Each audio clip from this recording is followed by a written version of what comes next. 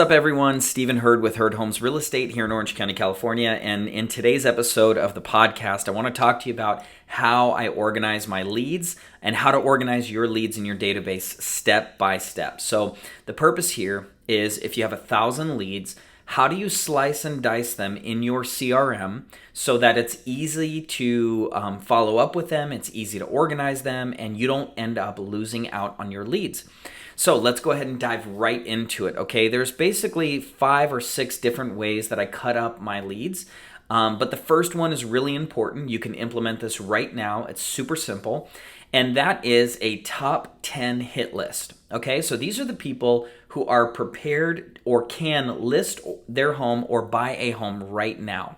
So these are the only people that, even though they're in my database, I'm not looking at them in my CRM. I use Sierra Active for my CRM, my customer relationship manager, but I actually have them on the wall right here in front of my face. And it's just my top 10 leads. You don't want your top 15, you don't want your top 20, you want your top 10. You want a focused list of people that you are dedicated to following up with every day, every other day until they list or buy a home. So that's step number one, that's tip number one, is the top 10 hit list. Number 2, I organize my leads. I have a tag in my database called Prime. Prime leads are people who are going to buy or sell a home. They can either sign a listing agreement or sign a buyer loyalty agreement. They don't have to close, but they can sign one of those within the next 6 months. This is my Prime list. These are the people that I'm really paying careful attention to each day. After I follow up with my top 10 hit list, I am looking at these people. I am following up with them, sending them emails, text messages, whatever I got to do to stay in touch with them.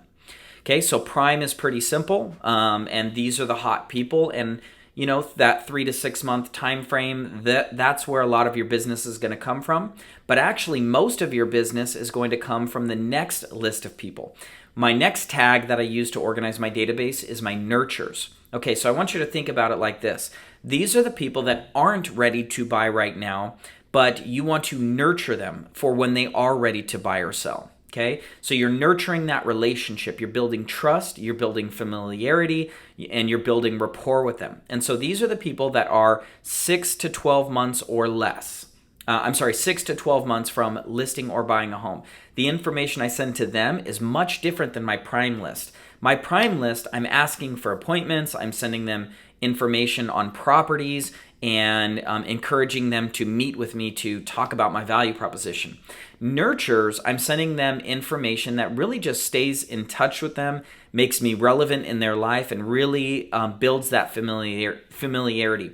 So mostly what I'm sending to them is just listings for property. I usually send that on a bi-weekly basis with my nurture leads, the 6 to 12 month people, maybe once a month. With my Primes, I'm sending them listings every day. The next list is what I call watch. Now, these are the people that aren't really ready to buy or sell now, but I want to watch them. I want to keep an eye on them and stay in touch with them for when they are ready to buy. So these are the people that are 12 months plus from listing or buying a home. These people are not getting listings. They're not getting a ton of spam email. These people are mostly getting phone calls and mail. Okay, so every quarter, I'll check in with these people. Hey, this is Stephen with eXp Real Estate. You guys mentioned you're looking to buy a home in 2024. I know it's only 2022 right now, but I just wanted to stay in touch with you, see if you had any questions about the market or your home's value, or if you had any questions about when is the right time to buy. So that is what goes into my that's what goes into my watch list, are the future people. So here's an example. You meet a lead, you're door knocking, and they say, well, I'm going to sell when my daughter graduates from high school. Oh, okay, when does your daughter graduate? Well, not for 2 years. Boom, they're going in the watch list. They're going on a mailing campaign through a system I use called Corefact, and then they are getting a phone call every quarter. The next category, so that's how I organize my leads. Really 3 simple categories: the Prime, the Nurture, and the Watch. I used to have them all tagged in these different well-organized tags and hashtags and all these different things. And you know what I found out? The more complicated it is, the less likely I am to actually follow up and take action. Okay, the more complicated it is, less likely I am to follow up. Well, the purpose of organizing them is so I can follow up with them to set appointments. So I don't want to put a process in that is so draining that it's really hard to do. I've got my top 10 hit list. If you just do that, you're going to be just fine. You're going to be closing deals and you're going to make a great income if you just have that top 10 hit list in front of you. But for the people in your database that you want to keep track of, your primes, your nurtures, and your watches. Super, super simple. Next up are 3 tags that you need in your database, but these people don't necessarily want to buy or sell right now. If they do, they're going to go in one of the 3 tags that we talked about. So essentially, when I'm in my database, I tag them. I have a little tag, you can tag people in your database depending on what CRM you use, and then I press one button and I can see all of them at a glance. So the next list of people is your past clients. Really simple. People who have bought or sold a home with you, or I would even consider people who tried to buy a home, but maybe they got priced out of the market, or they decided not to sell. They're still a client of yours. They're still a past client. They just haven't transacted yet. So those are your past clients, and you want them all in your database, not because you want to send them mass emails. You don't want to do that through your database, and not because you're wanting to spam them with content, but because you need to have an organized, database of their birthdays, their anniversaries, their address, all of that information so you can help nurture that relationship. I have a whole different follow-up campaign for my past clients. I believe I have another video on YouTube talking about how to master working your database where I cover some of that. But for now, you just want to at least tag them in your database so you have your past clients there.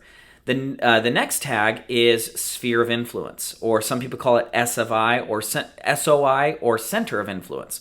And these are just people who know you and like you and trust you. Now, that's kind of a vague definition. Let me be really, really specific. If you called this person, would they take your call and would they be open to helping you?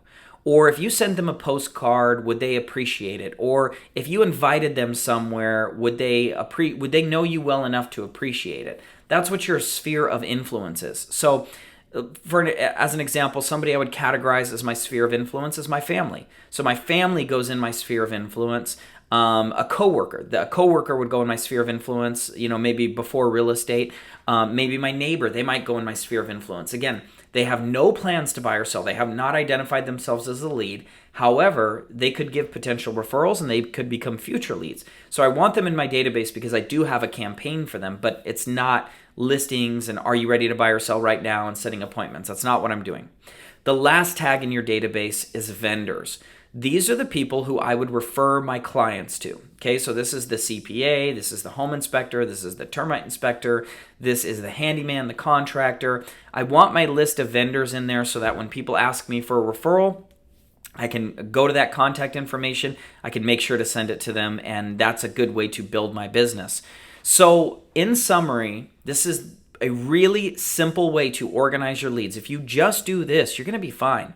You want to have a top 10 hit list. That's going to be written out in front of you, visual. Those are people who can buy or sell right now. You want to limit that to about 10 people, maybe 15 if you're crushing it and you're really organized, but 10 for now. That's going to be simple.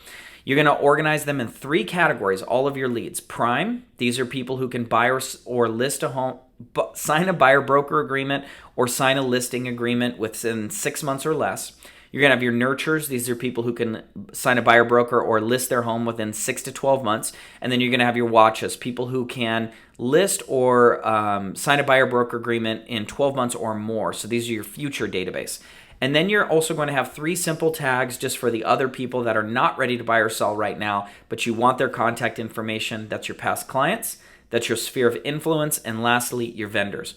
All right, I hope this video was helpful to you. Hope this helps you organize your leads in your database. If you're watching this on YouTube, please comment below any questions you have, any insight that you might add to the conversation. Also, like and subscribe. Would love to have you back at the channel. Promise to always deliver amazing content that will help your real estate business. What's different on this YouTube channel than on other YouTube channels is I'm thorough. I'm going to go through every single tangible step that you need to build an amazing business that gives you the income, the lifestyle, and the impact that you want to have in your business. Thanks for watching and have a great day.